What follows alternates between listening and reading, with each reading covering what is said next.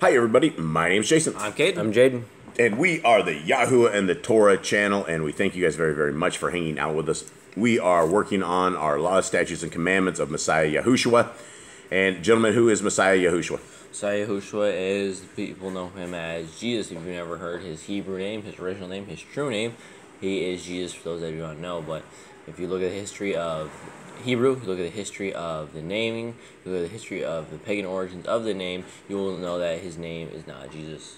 You sound a little stuffed up, Kate. You sound like a little groggy. I might have a cold. You might have a cold? You got the... No, never mind. I can't do it. I'll get banned off YouTube. I can't even make jokes on YouTube or anything. You know, I was going to do the old C19 joke, but I can't. So let us continue on with this for today. How was your week? Good. So far, so good. You guys both look trashed. Thursday. Yeah. They had to go to the big city. They went to the big city to get their almost like a permanent residency down in here. And so that's where we have been attacking for the last couple of weeks, trying to get these guys. They had to make this trip like 8-9 hours away, 7 or 8, 9 hours away, somewhere around there on this big clanky bus. And third world country buses are a little interesting. The first bus they took, it looked like the bathroom inside of the bus had like spilled out over into everywhere. It flooded everywhere into the bus. The whole bus was sopped up with urine all over it. How was this? And the first bus, it was the middle of the night, and so these guys take buses. It's basically a 24-hour trip, but there's no such thing as like trying to sleep on this bus. I'm not saying third world country buses are worse than first world country buses, but I would imagine they are quite a bit. But also, it costs what? What does your bus ticket cost? $15. $15 for a 6-hour trip. It's I think it's 7 or 8 or 9 if you're really slow, and they can go 5 if you're super fast. Yeah, and so you're breaking every law in the speeding universe. Yeah, and so at night, here in our country, where North America, you always have cops that are always sitting alongside the road all night long and things of that nature. In our country, whenever it rains or whenever they decide that they don't want to be out, they just go home. And so usually everybody goes home at night. So you will see 0 cops along the way. You might have a checkpoint somewhere here and there, but you can go at whatever speed you would like. And the first bus they took like a week ago, the guy got there in 4 or 5 hours instead of the normal 7 hours. So fast. Yeah, but you're on the whole way there. You're feeling like getting really car sick, and dudes all over the road. You just want to stay in a certain lane. It was a double-decker bus as well. Yeah, we were on top and the back. They're on the top and the back, and it always seems like because we are the minority, we are the white minority in this country by far.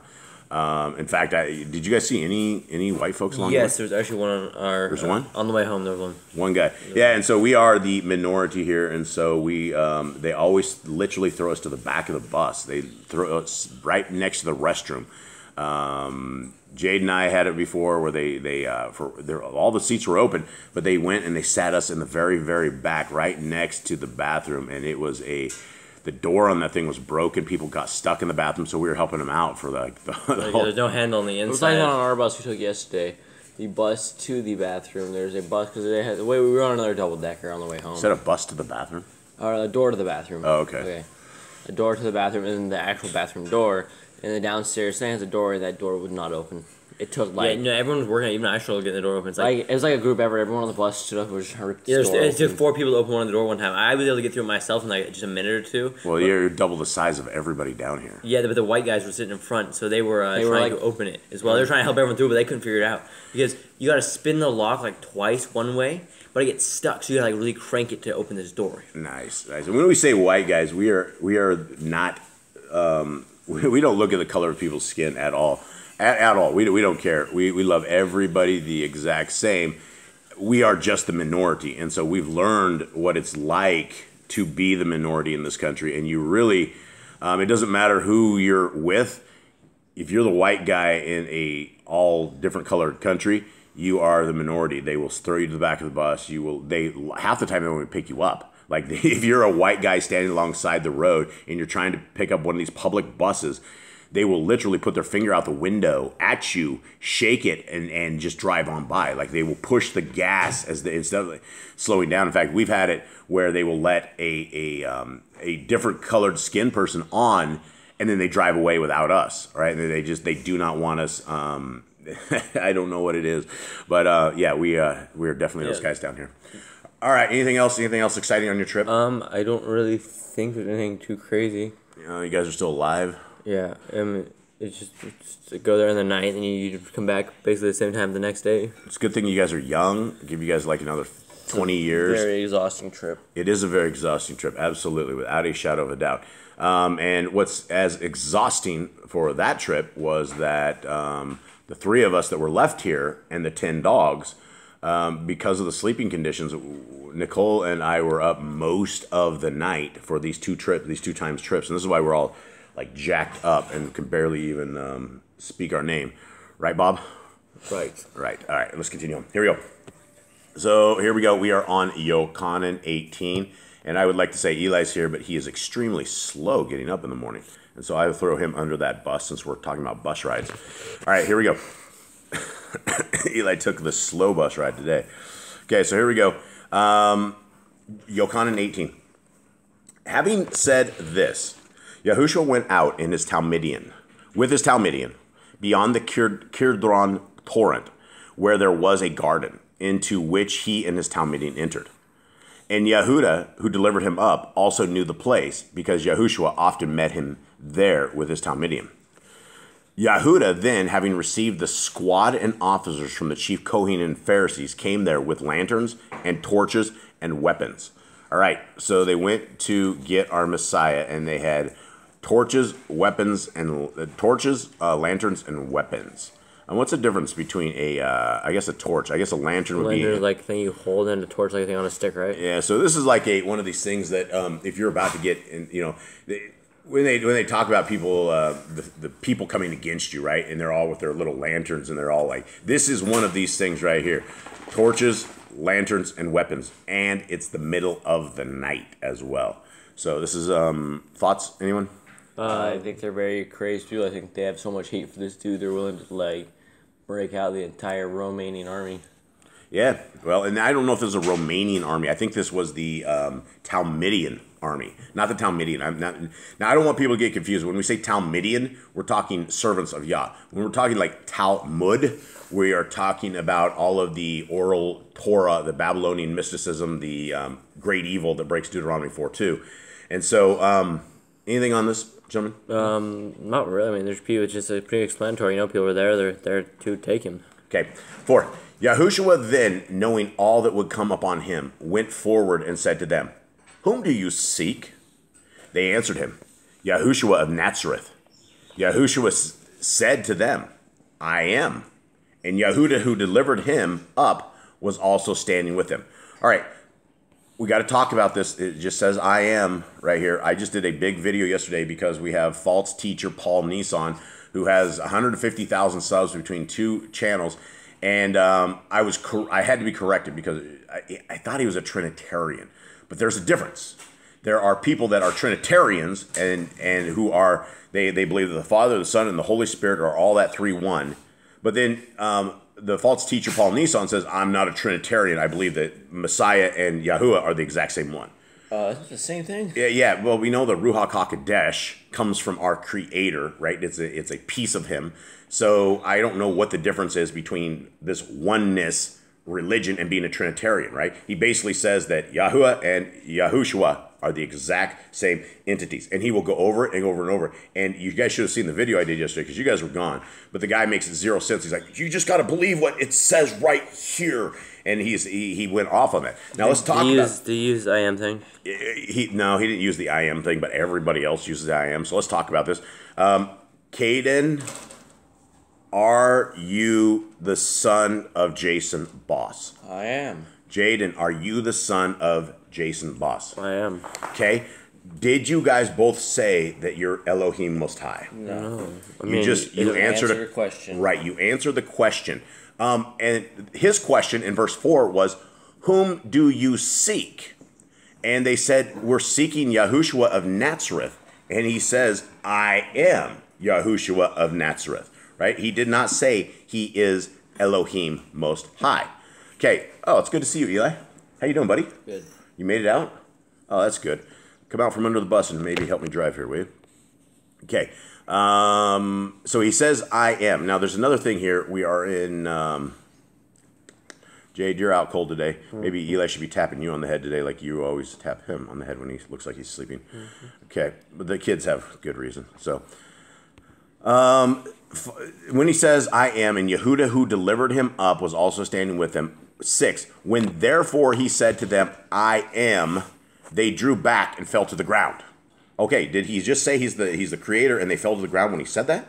No. I don't understand why they fell down. Maybe they were like scared because they knew this dude. And they're like, wait, this is him? This is power. This is called power. When they find out who it is, it's like whoosh, like whoa, like wow, what the, you know. They're down to the ground. Yeah, so it was a power thing, I think is what this was. Okay, 7. Once more he asked them, whom do you seek? And they said, Yahushua of Nazareth. Yahushua answered, I said to you that I am. If then you seek me, allow these to go. Again, he's answering the question. Who are you seeking? Yahushua of Nazareth. He says, I am that person, right? Okay, 9. In order that the word might be filled, which was spoke, of those whom you have given me, I have lost none. Then Shimon, Kepha, having a sword, drew it and struck the Kohen Hagdal's servant and cut off his right ear. And the servant's name was Melech. And Yahushua said to Kepha, put your sword into the sheath. You shall not drink the cup which my father has given me. All right. Now, you guys are swordsmen, at least far more swordsman-y than the majority of people. And we play pirate down here all the time. We play pirate and we play swordsman. We do all sorts of stuff because we live in a world where you have to have a machete. You have to have a sword. Now, we've sharpened these things up. We made these things like super, super sharp. How sharp do you guys, or how sharp do you think it would have to be for him to clean swipe this guy's ear right off? I mean, there's no bone in it, so it wouldn't be too hard. I mean, just a little force on the sharp machete, you just go right off. And these guys are fishermen, right? And so if there's one thing that they would know how to do is sharpen a tool. And that's what your life in a fisherman's thing is, you know, catching the fish and then cleaning the fish. You're always cutting things up. So it wouldn't take too much, but that was quite an interesting shot, right? I mean, he wasn't aiming for his head per se because that would be an easy target. Maybe he did, maybe he missed. Maybe he missed, and he got their ear instead. Well, that'd be, yeah, I guess that would be. That'd be interesting. Attempted murder on his record. Maybe attempted murder. I don't know. He was nervous. What do we do? Give him some credit. Okay, 12. Then the squad and the commander and the officers of the Yahudim seized Yahushua and bound him. They just completely ignored Peter's cut a dude's ear off. Yeah, well, I mean... Even though Yahushua healed it, they just completely ignored that this dude was swinging a sword at them. Yeah, that is true. They were just so mad at Yahushua, they forgot that they might be in danger. Well, and he also healed it, right? And he also told them to resheath this. He told them not to attack them at all. And so I'm sure they were ready for this. I mean, if Kepha would have gone too much, Kepha would have been killed. They would have killed him right there. Okay, and they led him away to Canaan first, for he was the father-in-law of Caiaphas, who was Kohen Hagdal that year.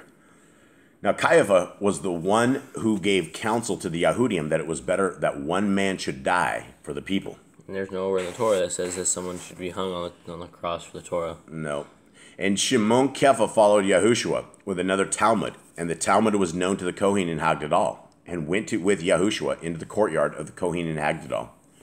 But Kepha was standing outside the door. So the other Talmud, who was known to the Kohen in Hagdal, went out and spoke to her who kept the door, and brought Kepha in. Then the servant girl who kept the door said to Kepha, "Are you not one of this man's Talmudian?" He said, "I am not."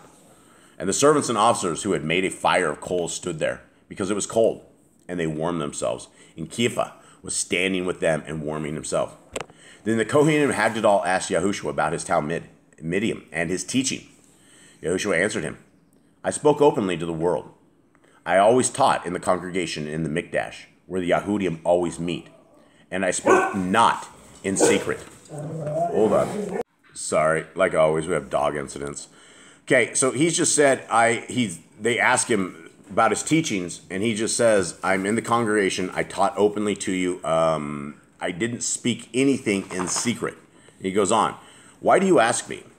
Ask those who have heard me what I said to them. See, they know what I said." And when he had said this, one of the officers who stood by slapped Yahushua in the face, saying, "Do you answer the Kohen and Hagdadal this way?" Oh, that's crazy. Yeah, he did. He slapped the son of Yah. I wonder how the rest of his life went. Yeah, well, I wonder how his eternity is going. Yeah. Yahushua answered him, "If I have spoken evilly, bear witness of the evil. But if well, why do you strike me?" Then Canaan sent him bound to the Kohen and Hagdadal Caiaphas, and Shimon Kepha, excuse me, was standing and warming himself. Then they said to him, "Are you also one of his Talmudian?" He denied it and said, "I am not." It was like with the first gospel, it actually separates this Kephah's denial. Because usually they all do all 1, 2, 3 right in a row. But this one is like he went back to Yahushua, then came back to Kephah. Yeah, and this was an event, right? This wasn't a one-time thing. This was an all-night thing. And then before the dawn hit and the rooster crowed, this happened. Okay, 26. One of the servants of the Kohen and Hagdadal, a relative of the one whose ear Kephah cut off, said, "Did I not see you in the garden with him?" Then Kephah again denied it, and immediately a cock crowed. And then they led Yahushua from Caiaphas to the palace, and it was early. And they themselves did not go into the palace, lest they should be defiled, but that they might eat the Pesach. So they're worried about being defiled to eat the Pesach, but yet they just bore false witness, and they broke a whole bunch of other commandments. I mean, by default, you break one command, you break them all. So they are already defiled in terms of being ready for the Pesach. I don't know why these are worried, man. They're committing a bigger sin than that. Yeah. They're about to commit murder. Yeah, and bearing false witness, I mean, and striking somebody, I mean, like striking the son of Yah. Okay, 29. Pilatus therefore came out to them and said, "What accusation do you bring against this man?" They answered and said to him, "If he were not an evildoer, we would have not delivered him up to you." Then Pilatus said to them, "You take him and judge him according to your law." The Yahudim said to him, "It is not right for us to put anyone to death." That's also wrong. Yeah, what? But that was under certain circumstances. Yeah, and so what do they mean that it's not right for them to put anyone to death? What are they talking about? Here they want to put Yahushua to death, but they want Pilatus to do it. They want why? Why though? No, their hands clean. But why else? Because it's not you're supposed to kill him differently. You're supposed to kill him with stones instead of hanging him on a tree. Anything else you guys can think of? I don't know what I'm missing here. They are under Roman occupation, right? The laws of their land are completely different, right? The laws of what they are supposed to be doing, because they are under occupation and the Romans have them, right? The Romans have control of this. And so as far as them putting people to death, they're under Roman law at the moment, right? This is what I believe. Okay. It is not right for us to put anyone to death in order that the word of Yahushua might be filled, which he spoke, signifying by what death he was about to die. Then Pilatus went back into the palace and called Yahushua and said to him, "You are the sovereign of the Yahudim?" Yahushua answered him, "Do you say this from yourself, or did others talk to you about me?" Pilatus answered, "Am I Yahudi? Your own nation and chief Kohanim have delivered you to me. What did you do?" Yahushua answered, "My reign is not of this world. If my reign were of this world, my servants would fight, so that I should not be delivered to the Yahudim.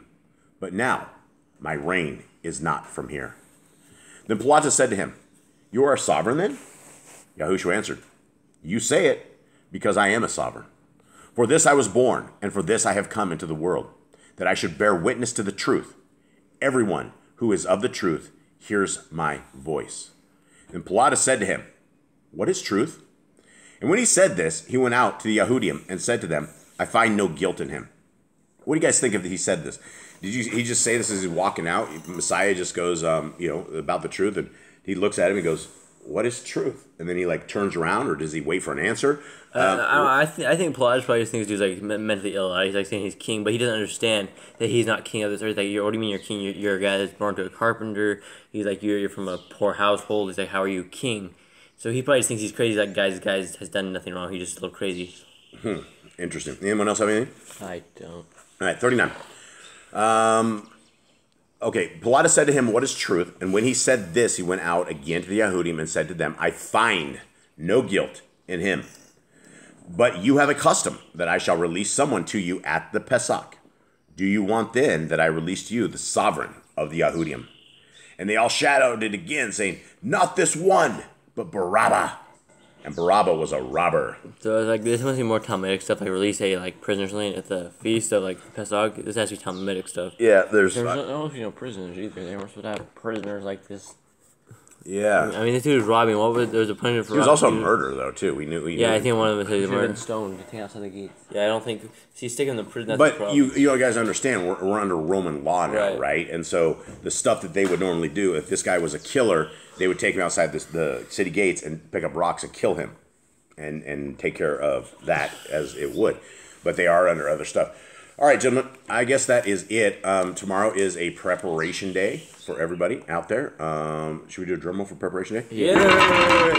All right, and I guess we should do a drum roll because we made it through another thing of John. All right, and we survived, and so yes, and that was for the Grand. We love you, Graham, and we know you're so good with our drum rolls, and you're the only one who is. So we love you. We love every single one of you guys out there. To all our family, to all our friends, to everybody who hates us, we still love you guys. We hope you guys have a wonderful day. We hope you guys are seeking our Creator where He is able to be found. That you're seeking His Son, and that your faith is there, and that you are seeking this kingdom road. And the kingdom road is found by keeping the laws, statutes, and commands of our Creator. Thank you guys very much. Have a wonderful day. All right. Shalom.